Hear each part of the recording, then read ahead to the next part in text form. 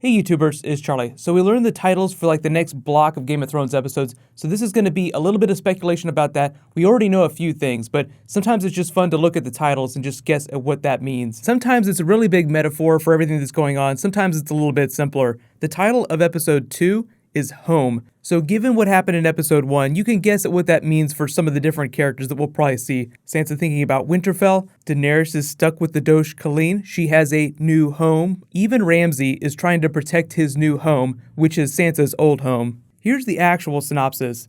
Bran trains with a three-eyed raven. In King's Landing, Jaime advises Tommen. In the east, Tyrion demands good news, but ends up having to make his own. Up at Castle Black, the Night's Watch stands behind Alliser Thorne. At Winterfell, Ramsay Bolton proposes a plan, and over in the Iron Islands, Balon Greyjoy entertains other proposals. So I've already talked about a couple of those other stories, but let's talk about the Ironborn. We haven't met Euron Greyjoy yet, but we know we're going to see him. He showed up in the trailer, so I'm hoping that he actually appears in this episode, because I would say of all the Ironborn characters, even if you like Theon's sister, even if you like Theon, I think Euron Greyjoy is going to be the more interesting person. I always felt like he co-opted one of the villain storylines in the book, so I'm hoping he winds up being a more antagonistic character, especially when you consider that Theon's sister is more of a protagonist, even though she's not the nicest person. She's a protagonist in the way Jaqen H'ghar is a protagonist. Like, he kills a lot of people, but he's not an evil person. So on the spectrum of Ironborn, I'm expecting Euron Greyjoy to be like a larger-than-life Ramsay-type character without being as crazy as Ramsay.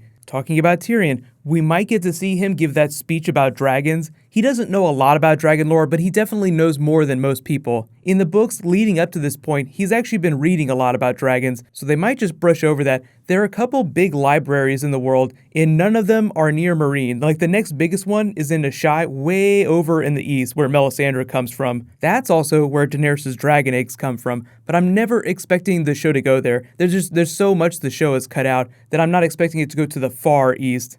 What about Ramsay's plan, though? Most people hear Ramsay plan and they think pink letter. If you've never heard of the pink letter, it's just another name for what's called the bastard letter, where Ramsay in the books sends a letter taunting Jon Snow, trying to goad him to come to Winterfell, because after Reek and Jane Poole, who Sansa is a stand-in for on the TV show, he thinks that they've gone to the wall. So like Roose Bolton said during episode 1, you don't have Sansa, you can't produce an heir, he wants them back. This might be the show's version of the pink letter, but since Jon Snow is still chilling on ice, I'm wondering how the show is going to change this. We'll have to wait and see.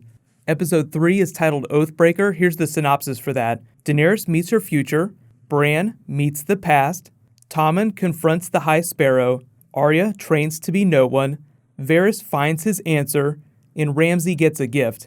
There are a lot of big things happening in this synopsis, but the two biggest seem like Daenerys and Bran, so I'm wondering if maybe Drogon shows up and the power balance shifts in the Dothraki, because right now she's queen of nothing. They really don't care about her. Something dramatic has to happen if she's going to win them over. Of all the things that Daenerys could do that would make those Dothraki people respect her, the biggest would be like a dramatic show of power, and her power is dragons. Bran meets the past, though. This is actually making me think that we won't see Tower of Joy till episode 3. If we're going to see him training in episode 2, maybe we'll just see some White Walker stuff, so I'm going to have to readjust things. I might have to wait to do my Tower of Joy video till next week. But think about it this way. If Bran isn't going to see the Tower of Joy incident happen till episode 3, maybe it's because, even though it's a really big WTF, Tower of Joy is a really big deal, they're using it to immediately precede like an even bigger reveal in episode 4 or episode 5, which we'll talk about in a second, because we know the titles for episodes 4 and 5. So the title of episode 4 is Book of the Stranger. If you guys don't know what the Stranger is, that's one of the aspects of the Seven. A lot of people in the faith of the Seven believe, that there's one God with many different aspects, so people will pray to different aspects of that God. The jury's kind of out as to whether they're distinct entities, but the Stranger represents death in the unknown, and his description reads a lot like he might also be a version of the Many-Faced God, or the Many-Faced God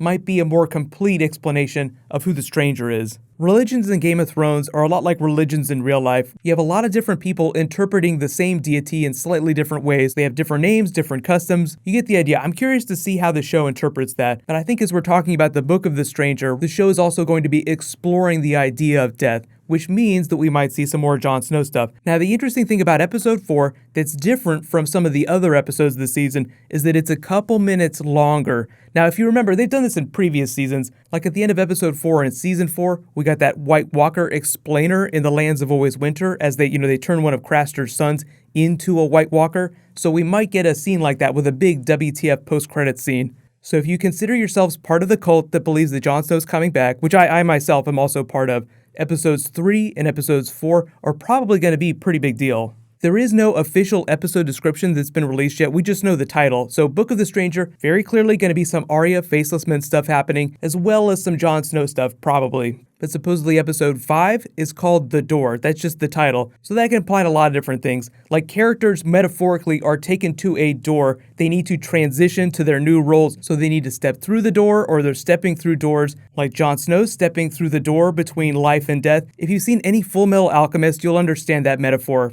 Open the door to learn the truth of the universe. So a lot of big stuff probably happening in episode 5 too. But let me know, just based on the episode titles, episode 3, Oathbreaker, The Book of the Stranger, episode 4, episode 5, The Door, what do you think is going to be happening?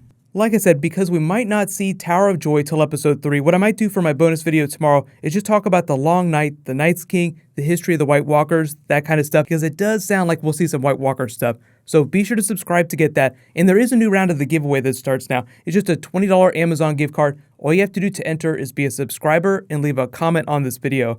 If there's any bonus videos that you guys really want me to do, just let me know. A lot of it will just depend on what the episodes actually do. But in case you guys haven't seen it, it's been a while, but I actually did a video talking a little bit about what's going on in Nashai in the Far East.